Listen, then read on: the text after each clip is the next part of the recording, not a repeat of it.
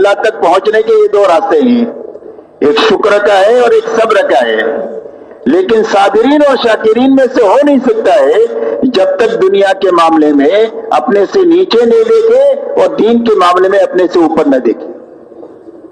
اور جب یہ دین کے معاملے میں اپنے سے اوپر دیکھے گا اور دنیا کے معاملے میں نیچے دیکھے گا تو اللہ اس کو صبر بھی دیں گے، شکر بھی دیں گے، اور ان دونوں راستوں سے اللہ تک یہ پہنچ جائے گا۔ اس لیے میرے دوستو، یہ محنت اس بات کی ہے کہ ہر ایمان والا اپنے غلط ماحول سے، جہاں غلط دیکھنے کا عادی بن چکا ہے، وہاں سے نکل کر کے ایک پاکیزہ ماحول میں آئے، جو مسجد کا ماحول ہے، اور وہاں پر 24 گھنٹے اعمال کی ایک فضا ہوتی ہے، اس فضا میں آ کر کے اپنے اندر میں پورے دین پر چلنے کی طاقت پیدا کریں۔ جب طاقت پیدا ہو جائے گی تو زندگی میں دین آ جائے گا۔ حضور صلی اللہ علیہ وسلم نے پوری امت میں پہلے محنت کر کے طاقت پیدا کیا حکموں پر چلنے کی، اور جب حکم پر چلنے کی طاقت پیدا ہو گئی، اب اللہ کی طرف سے جو احکامات آئے وہ سارے احکامات پر عمل جو ہے وہ آسان ہو گیا۔ اس لیے میرے دوستو، اپنی زندگی کو صحابہ کے آئینے میں دیکھنے کے لیے تبلیغ ہے کہ ہر آدمی اللہ کے راستے میں نکل کر اپنے آپ کو صحابہ کے آئینے میں دیکھے، اس لیے کہ حق مقید ہے آپ کے ساتھ اور آپ کے صحابہ کے ساتھ۔ حضور صلی اللہ علیہ وسلم سے پوچھا گیا کہ حق کیا ہے؟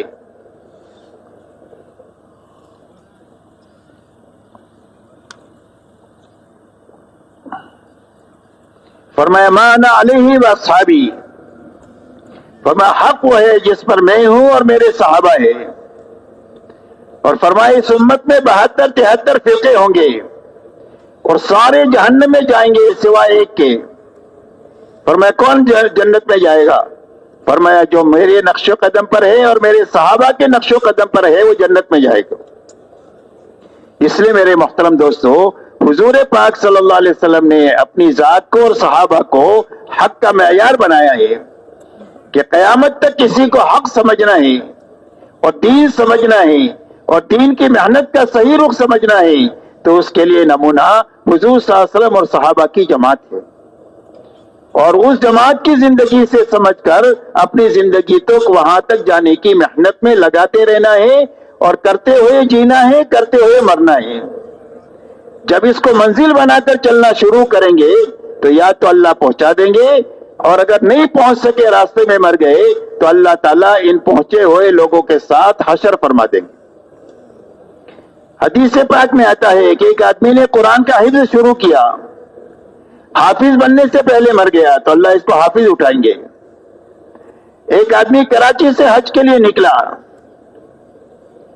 اور ایئرپورٹ پر ہی انتقال ہو گیا احرام کی حالت میں، تو اللہ اس کو حاجی اٹھائیں گے۔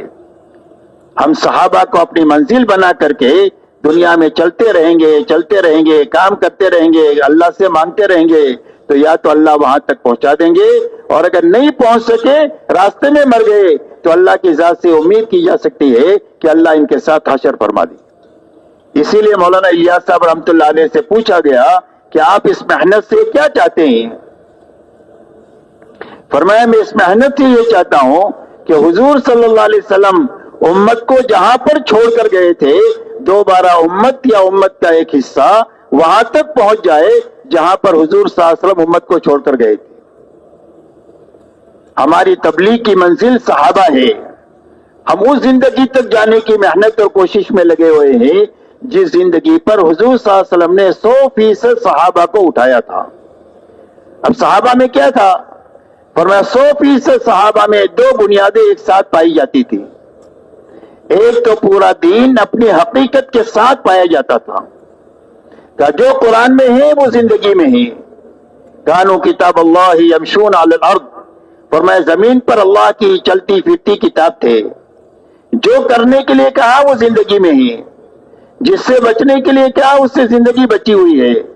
جن صفات سے متصف ہونے کے لیے اللہ نے قرآن میں فرمایا ہے اس صفات سے زندگی متصف ہے، اور جس صفات سے دور رہنے کا حکم دیا ہے ان صفات سے اپنی زندگی کو بچائے ہوئے ہے۔ وہ کتاب قرآن کا نمونہ تھے جو زمین پر چل پھر رہے تھے۔ ایک مرتبہ ایک غیر مسلم نے کہا کہ تمہارا قرآن کہاں ہے؟ تو ایک صحابی کی طرف اشارہ کر کے فرمایا ھذا کتاب اللہ یمشی علی الارض، فرمایا اللہ کی کتاب ہے جو زمین پر چل پھر رہی ہے۔ تو ایک تو پورا دین اپنی حقیقت کے ساتھ زندگی میں تھا، اور زندگی میں دین پورا آئے گا تو اللہ کے وعدے پورے ہوں گے۔ اللہ تعالیٰ نے قرآن پاک میں بڑے بڑے وعدے کیے اس امت کے لیے، کہ اس امت کو ہم کیا دیں گے؟ فرمایا سربلندی دیں گے۔ فرمایا اس امت کو کیا دیں گے؟ فرمایا محبتیں دیں گے آپس میں۔ کہا اس امت کو کیا دیں گے؟ کیا اس کو خلافت دیں گے؟ کہا اس امت کو کیا دیں گے؟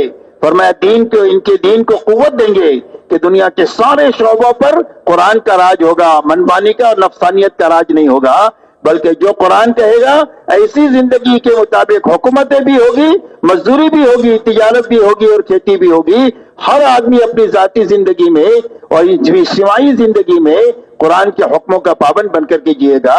ایسی قوت ہم دین کو عطا فرمائیں گے، اور ان کے خوف و ہراس کو امن سے بدل دیں گے۔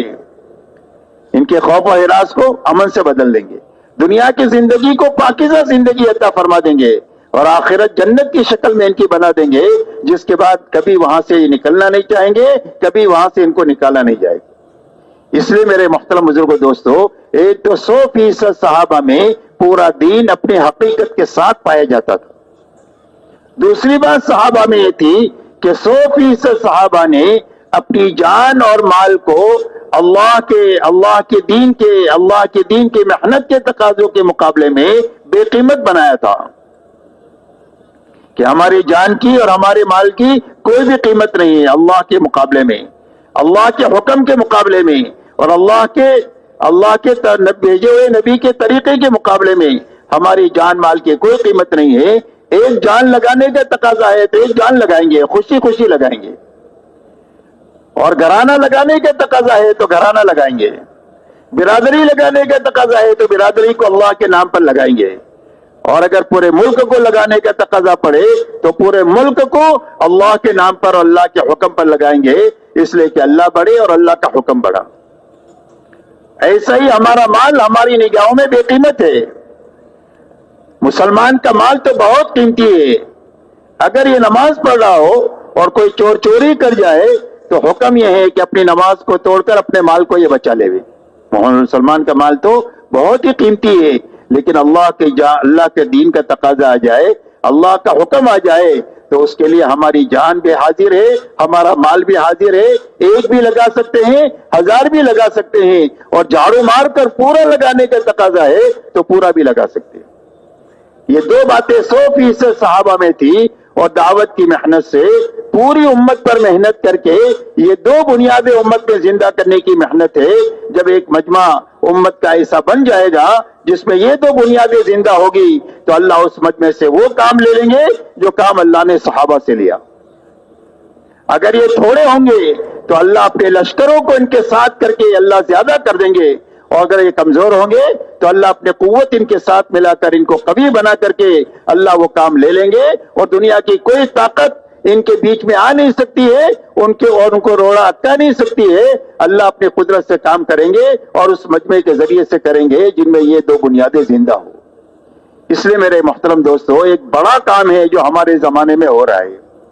اس کام کو اچھی طرح سمجھنا ہے اور اچھی طرح کرنا ہے۔ اچھی طرح کرنے ہی سے آدمی بنے گا، صرف پھرنے سے بنے گا نہیں۔ زمین میں گٹلی صحیح رکھنا یہ ہمارے ذمہ ہے، درخت اللہ بناتے ہیں۔ نطفے کو صحیح جگہ پہنچانا یہ انسان کے ذمہ ہے، انسان اللہ بناتے ہیں۔ ایسا ہی تبلیغ کا ایک کام ہے، اور اس کی بہت ساری بنیادیں ہیں جن بنیادوں کے ساتھ یہ تبلیغ ہے۔ جب یہ بنیادوں کے ساتھ یہ تبلیغ ہوگی تو اللہ سب سے پہلے اس محنت میں لگنے والے کو اللہ توبہ دیں گے، پچھلی زندگی پر ندامت عطا فرمائیں گے، اور اگلی زندگی میں صحیح چلنے کا عزم اور ارادہ عطا فرمائیں گے۔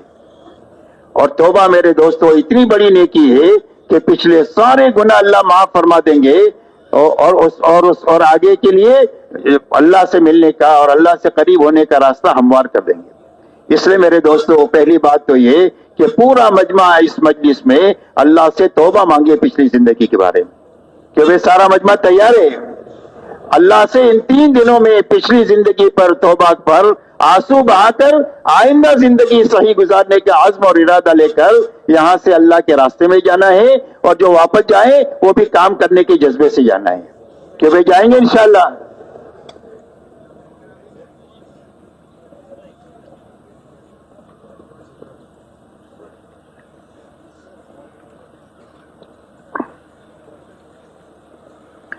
میرے محترم بزرگوں دوستو، اس لیے ایک تو پورا دین سمجھنے کے لیے اور اپنی زندگی میں لانے کی طاقت پیدا کرنے کے لیے تبلیغ ہے۔ اب پورا دین کیا ہے؟ تو پورے دین کی سب سے پہلی بنیاد لا الہ الا اللہ محمد الرسول اللہ ہے۔ اور میں سب سے پہلے ہر ایمان والے کا دل کا یقین یہ بنے کہ ہماری زندگی کے بننے بگڑنے کا تعلق ملک و مال سے نہیں ہے، ڈگری اور عہدوں سے نہیں ہے، چیزوں اور سامانوں سے نہیں ہے، بلکہ ہماری زندگی کے بننے بگڑنے کا تعلق صرف ایک اللہ کی ذات کے ساتھ ہے۔ اللہ ہی زندگیوں کو بناتے ہیں اور اللہ ہی زندگیوں کو اجاڑتے ہیں۔ بنانے والے بھی اللہ ہے اور بگاڑنے والے بھی اللہ ہے، اس لیے کہ اللہ خالق ہے اور اللہ کے علاوہ جو کچھ ہے وہ سب مخلوق ہے، اور مخلوق کے بارے میں اللہ کا فیصلہ یہ ہے لا یملک نفعا ولا ضرا ولا موتا ولا حیاتا ولا نشورا۔ فرمایا مخلوق چاہے ذرہ ہو یا پہاڑ ہو، چیونٹی ہو یا جبرائیل امین ہو، قطرہ ہو یا سمندر ہو، اور ایک پیسہ ہو یا لاکھوں اربوں خربوں ہو، یہ دنیا کے سارے نقشے ان کے ہاتھ میں نہ نفع پہنچانا ہے نہ نقصان پہنچانا ہے، نہ کسی کو مارنا ہے نہ کسی کو زندگی دینا ہے اور نہ کسی کو مار کر دوبارہ زندہ کرنا ہے، یہ سب کچھ تنے تنہا صرف ایک اللہ ہی کے ہاتھ میں ہے۔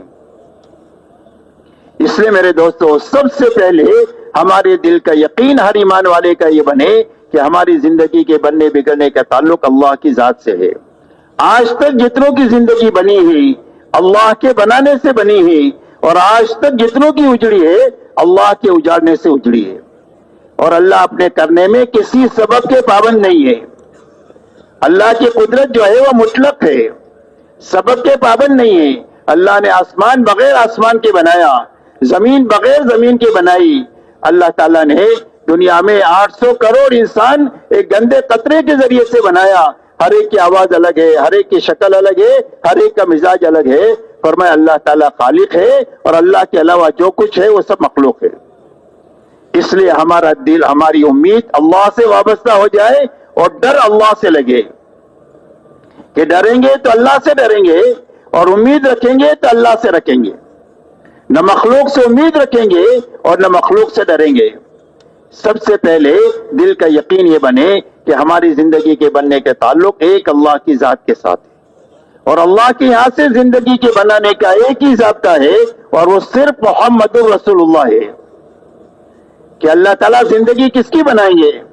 فرمایا جو محمدی بن کر کے زندگی گزارے اور جو محمدی بن کر کے مرے، فرمایا اللہ تعالیٰ اس کی زندگی کو بنا دیں گے، جھوپڑا ہے تو جھوپڑے میں بنا دیں گے اور محل ہے میں تو محل میں بنا دیں گے۔ اس لیے زندگی بنانے کا ایک ہی ضابطہ ہے اور وہ صرف محمد الرسول اللہ ہے۔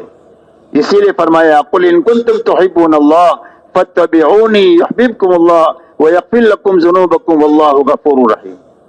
اللہ جل شانہ ارشاد فرماتے ہیں اے ہمارے نبی جی، ہمارا شاہی فرمان انسانوں کو سنا دو کہ اگر تمہیں اللہ سے محبت کا دعویٰ ہے تو اس کی دلیل یہ ہے کہ میرے نبی کے پیچھے پیچھے چلو، اور جو حضور صلی اللہ علیہ وسلم کے پیچھے پیچھے چلے گا اللہ اس کو اپنا محبوب بنا دیں گے، اور انسان کبھی غلطی ہو جائے گی تو اللہ غلطی کو معاف فرما دیں گے، اس لیے کہ اللہ معاف کرنے والے بھی بڑے ہیں اور اللہ رحم کرنے والے بھی بڑے ہیں۔